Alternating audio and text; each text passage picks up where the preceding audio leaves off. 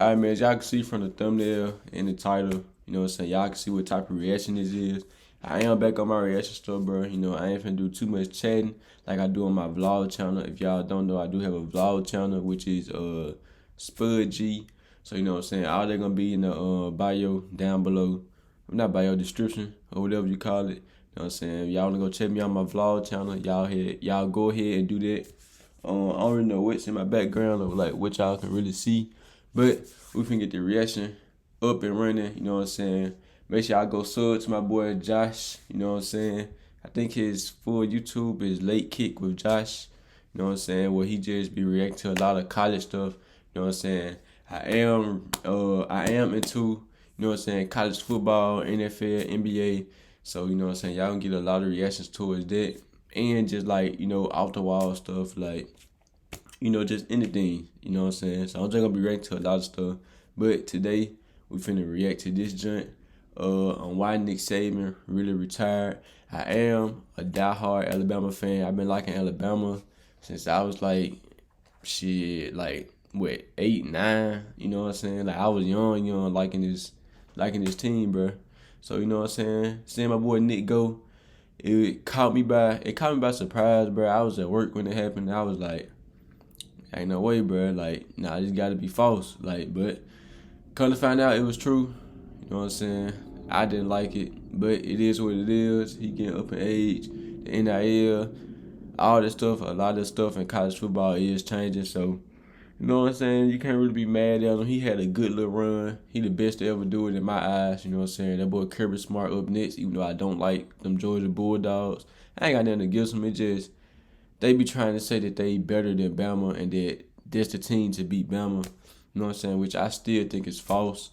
But, you know what I'm saying? I'm doing a lot of chit-chat right now. But this is the reaction channel, so I know I had just said I wasn't going. Hey, we just been getting to the video. You feel me? Chris Lowe covers Alabama / Nick Saban about as well as anyone on the face See of what the he earth got to has ever say. done. Chris Lowe comes out with a long feature yesterday on ESPN.com where Nick Saban just decided to start going off a little bit. Not in an angry way. Yeah. Certainly not in an angry way. But Nick Saban had a lot of stuff to say that previously you would never have heard Nick Saban say. So here's what I'm going to do. That's another thing. Nick Saban gonna probably be saying a lot of stuff that he wouldn't, where he wouldn't say if he was like the head coach, since now he not a coach anymore. He gonna probably be saying, you know what I'm saying? He gonna actually be speaking his mind, I think, now. So let's see. Not going to read the whole thing because I don't have time to, but I'm going to paper pop, and I'm going to tell you again, ESPN.com is where you can find this. It is still prominently featured over there as of tonight. But I want to take a little portion. I want to know if you read this or did you see this anywhere yesterday. I want to take a little portion of this thing, and I want to hone in on it a little bit. So this is from the Chris Lowe feature, and this is Nick Saban being quoted here. Quote, I thought we could have a hell of a team next year. And then maybe 70 or 80% of the players you talk to, all they want to know is two things. What assurances do I have that I'm going to play because they're thinking about transferring? And how much are you going to pay me? Our program here was all... You see what I'm saying, bro? That's the problem with college football now, bro. The NIL, bro, it's like everybody's just thinking about money, bro. It's like everybody just want to play for money. Like, it's not, you're not even playing for the school no more, bro. It's like everybody just chasing that bag, which is totally, like, I totally understand that, bro. But, you know what I'm saying? You do what you got to do on the field. You're going to make it to the league. You're going to make that bag regardless, bro. So, I feel like, bro, the NIL is really going to mess up. It's pros and cons to it, but this right here is like one of the big reasons I don't like the NIL. It's because like everybody is trying to play for money, if that makes sense, bro. It's like, I don't know, bro. Always built on how much value we could create for your future in your personal development, academic success in graduating, and developing an NFL career on the field. So I'm saying to myself, maybe this doesn't work anymore. The goals and aspirations are just different, and that it's all about how much money can I make as a college player. I'm not saying that's bad. I'm not saying that's wrong. I'm just saying that's never been what we were all about, and it's not why we had success through the years. You know what I'm saying? So my boy Nick, he old school, you feel me? He old school, so he more about, okay, you finna come play for me and you finna play for the University of Alabama. It's not how much you finna pay me. You pay me, woo woo woo. I pay for you. I play for you, but if not, I gotta go to another school. And I don't know, bro. I don't know, bro. So it's kind of Nick really making sense on. I can see where he going on why he retired, bro. It's like Well, he what do more you think old about school, all bro. that? Like Because everyone this right here, bro, had a really strong take that I saw yesterday, and I kept my mouth shut because I knew, hey, we got a show tonight, so I'm going to talk about it tonight. It's gonna be kind of funny not seeing my boy Nick on that sideline though, bro. We got a good head coach though, Kalen DeBoer, bro. Then we got a good coach. When this got said by Nick Saban, there's this really weird misplaced aggression towards guys like Saban. And Saban is the biggest voice in the room, so when he speaks, people hear it. Nick Saban says, I didn't like where college football was headed. That had a lot to do with why I retired. And he started detailing certain parts. And I watched people, one by one yesterday, have this weird misplaced aggression towards Nick Saban. And they're almost like saying, well, he should quit if he thinks that. He did. That's quite literally what he's talking about. In fact, let me read this again. He said, I'm not saying it's bad. I'm not saying it's wrong. I'm just saying that's not what we were about. Translation. Facts. I'm not saying it's wrong. I'm just saying that's not the college football I know and love, and that's why I'm hitting the exit door. Like I just said, he old school. Remember 2 years ago on this program, we were not the only ones, but on this program, I started to allude to big-name coaches that were on the brink of hitting the exit door because they did not like where the sport was headed. Nick Saban was one of them. Certainly not the only one. I've said certainly 3 times on the show already tonight. Like, just look at this amazing record, bro. Like, look at this nigga resume, bro. Like, the best to ever do it. I don't see nobody surpassing Nick, bro. Nick, in my eyes, Nick will always be the greatest college football coach of all time, bro. Facts. That's just my opinion, bro. You know what I'm saying? I hate to see my boy go 206 and 29. I think that boy Kalen DeBoer is 127 and 12. So I feel like we did get, you know what I'm saying, a decent coach, you know, to fill in for Nick, but he ain't gonna be Nick. But I feel like Alabama is gonna be Alabama with or without Nick because it's Alabama. You feel me? And my boy Kalen DeBoer, he just took Washington to the championship. Washington, I don't think they was really nothing until he came. I remember they did something like a few years back, if I can remember. I remember seeing them in the playoffs. So they did something back some years ago. But that boy Kalen DeBoer, he came, he turned the program around, took them boys to the national championship, and you know they lost to Michigan, which we were supposed to beat Michigan, but we ain't finna get all into that, bro. You know what I'm saying? I'm gonna get a little mad, I'm get a little angry in here, you know. But I feel like we got a good coach that's gonna fill in the shoes for my boy. Back on that, Belchie, that's on you. Let's try and cut back on that.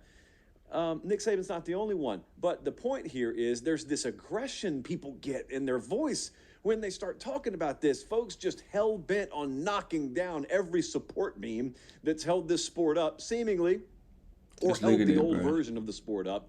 And, you know, they say stuff like, well, if you don't like it, just quit. Could there maybe be a little middle ground between I don't like something and I should just leave? That's the first thing. The second thing is Nick Saban actually left because he didn't like it anymore. Wasn't for him anymore. And then he didn't really try and beat around the bush about it. He just outright said, yeah, I'm not saying it's wrong. I'm just saying I don't like it, so nothing. I left.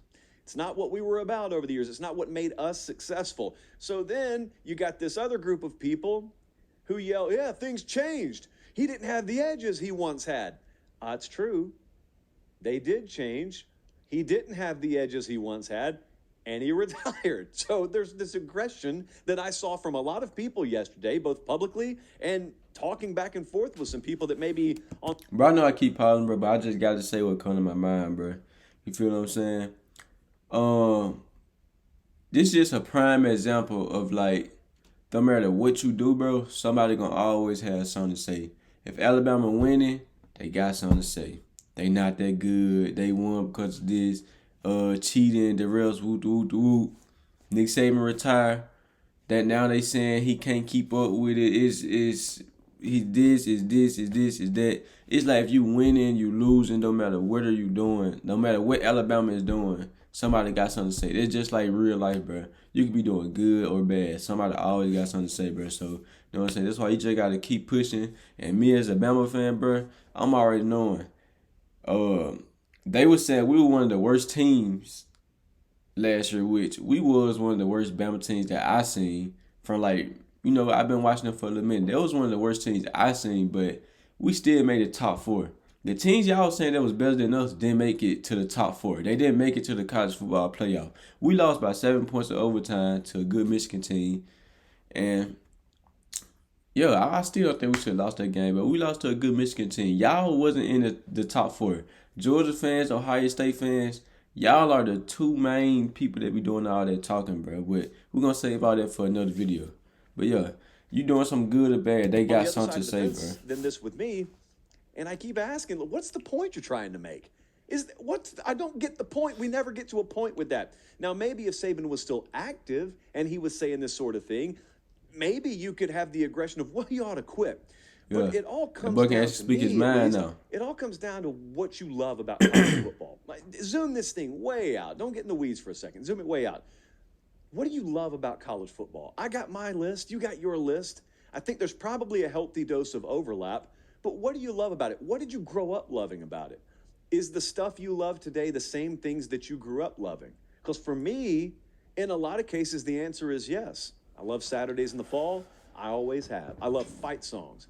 I always have. I love rivalry games. I always have. So one of the other things that I loved about college football, you can call it childhood naivete if you want to, but I always loved the idea that in the NFL, the pro game that I watch on Sunday as a little kid, those players got drafted. They didn't really have a choice of where they wanted to go. And the Saturday game, the players don't make money, quote unquote, and they are playing for a love of the school. And it's very, very romantic. It's very Disney-ish, but that's what I grew up loving.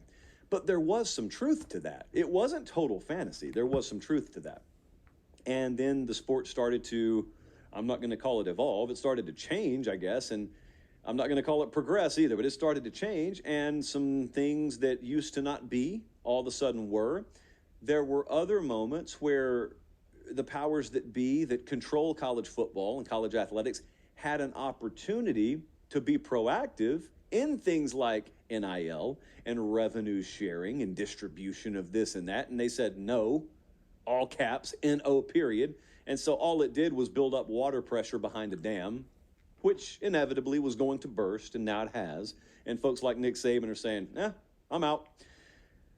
But what you love about college football really determines where you go in this whole. Bro, it's crazy, bro. Bro, the bowl games don't even hit the same no more, bro. And agree with him and say, I'm with you, coach. Everybody be opting out. I wish we could go back in time a little ways. Or you listen to him and say, get that old guy out of here. That's an old way of thinking. The new age of college football is here. I love it. Now, there could be those of you who are in the middle who wish you could go back, but no, you can't go back. And so, you might as well get on board with what the present and future reality of college football is. And then there may be like a fourth kind of person in there that thinks, oh, maybe this is a little bit temporary and maybe we may have some order restored over the next few years. That's me. I fit into that category. But Saban's been talking about this a lot, whole lot. I had him on the show several times, and he's spoken about this like every time we had him on the show. I've talked to him off the record about it, and he was never angry about it. That's what stood out to me. A CRM shouldn't weigh your budget. You think of Nick Saban as this really, really fiery, competitive individual, and he is. But whenever he talked to me about this, it would always be kind of with a shrug. And it was obvious to me. It was a guy that knew you can't stay in any competitive business or walk of life for decades and not have things change. I feel like Nick made the right decision, though, bro. Great job of adjusting. Let me know what y'all think, bro. I think he made the right decision, though. As anybody I've seen at this high a level of adjusting and staying ahead of the curve. But this was one of the things that kind of struck at one of the foundational or several of the foundational pillars on which he built Alabama football. And happening and shrug. This is how I feel about it. But it was always, to me, it was kind of him resigning himself to the idea that that's probably what's going to push me out of the exit door when the time comes. Now, he never talked about when it was going to be. He didn't talk about that with his own people up until the afternoon that it was time to retire in most cases. And this video really got just 4 minutes left. I'm probably just going to stop it right there, though, but you feel what I'm saying? This should be, this is for sure over 10 minutes, but like I was saying, bro, if he would have never retired, bro, people were still gonna have something to say about Nick. People were still gonna be telling him he owed to retire, that the dynasty is over. You feel what I'm saying? I feel like it's a new dynasty, but I feel like we still finna be the same Alabama. It's not gonna be Nick Saban Alabama, but we still gonna be the same Alabama. You feel what I'm saying? And yeah, bro, I feel like we gonna shock. I feel like we're gonna shock some people because the players got a chip on their shoulder, and Kalen DeBoer for sure got a chip on his shoulder. You know, filling in some big shoes like Nick Saban. And yeah, bro, it's crazy, bro. I think Nick Saban said he had like 3 years ago. He said he had like 10 more years in him before he was gonna retire, which I think he could have lasted like what, at least 5 more years, at least 5 to 7 years, 5 to 8 years. I feel like he had a couple more years in him, but it's like it was just getting too much for him, bro. Then again, he getting up into age, he getting up in age and stuff, and things like that. So I feel like he made the right decision to go ahead and get up out of there, cause I don't know what college football coming into now, and that's the thing on the camera. I'm tripping, but I don't know what it's coming into now, bro. You feel what I'm saying? And I don't know, bro. We just gonna see how everything play out. Uh, yeah, you know they expanded the playoffs to 12 teams, so Bama is gonna for sure be top 12. We're gonna see how all this go though, and yeah, bro.